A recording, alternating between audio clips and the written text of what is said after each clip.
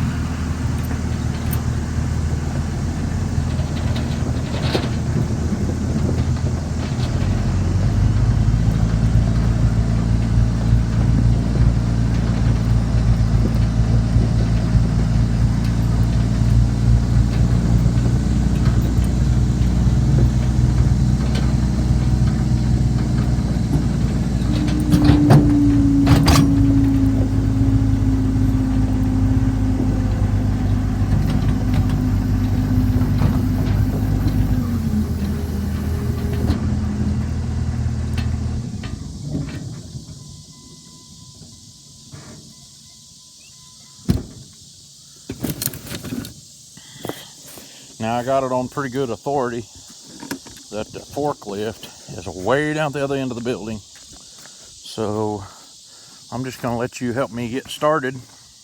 I'm going to put it right here where you can watch. I suppose you could probably see what happened when I backed up there, but this is a Krogman hay bed on Mildred.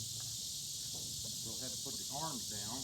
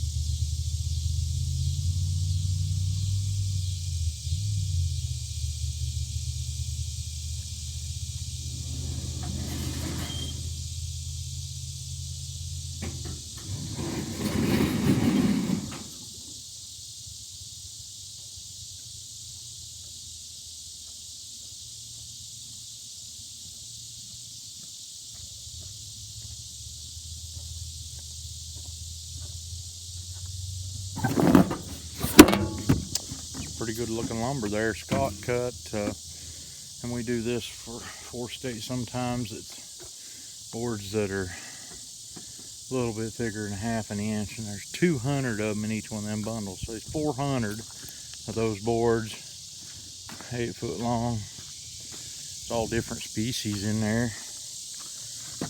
These right here that are red on the end are red oak. Ones that are this brownish color is a white oak we got that grows around here, pretty prevalent. Post oak. I don't know what that is. Ash. Got some ash in it. Bottom one's down here. Post oak. And then this here is sycamore. So it's just mixed hardwoods. Krogman bale bed with the arms rolled over, looks like that. And I cheat every chance I get. I won't be putting any straps on this load. I'm only going 7 miles with it, and 3 miles of that is on a 2-lane state highway. So what we do is we'll make them arms do our holding down for us.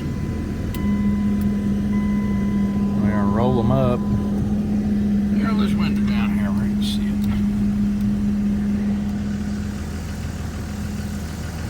I can see it better in the camera than I can in person.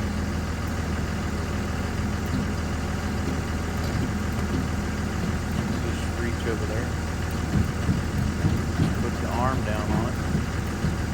It won't be able to go nowhere. I actually think you could tip the truck over.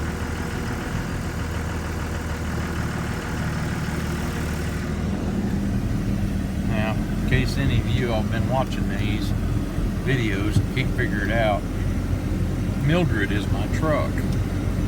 Mildred is a 02 Dodge 3500 4-wheel drive with a Krogman bale handler bed on it, and Mildred has a Cummins diesel and a 6-speed manual. I like manual transmissions, always have. It's the way I was raised. But in the morning, I've got to go catch a calf in the morning, and I got one that's limping around out there in the pasture. She's hurt her front foot somehow, and I got to get her up and see what's up with her. We'll give her some antibiotics, and we'll try to film that. We'll see how it goes. And then, matter of fact, in my previous videos, it's the little black-nosed heifer that was really looking good and might be a prospect, except something had tore one of her tits off. And so she's not a prospect, but now she's limping. So, and she's kind of a red heifer with a black nose. Got a mama that is a red back black cow. And I think that's some kind of milking background. Actually, my dad had told me that was an absolute positive, that she was a descendant of one of the cows that his dad kept as a calf. My dad's dad, who died in the early 70s, before I was born, he milked cows until my dad got out of high school, and then Maybe some after that, I don't know, but when he quit milking cows, he bred his milk cows to a black bull of some kind.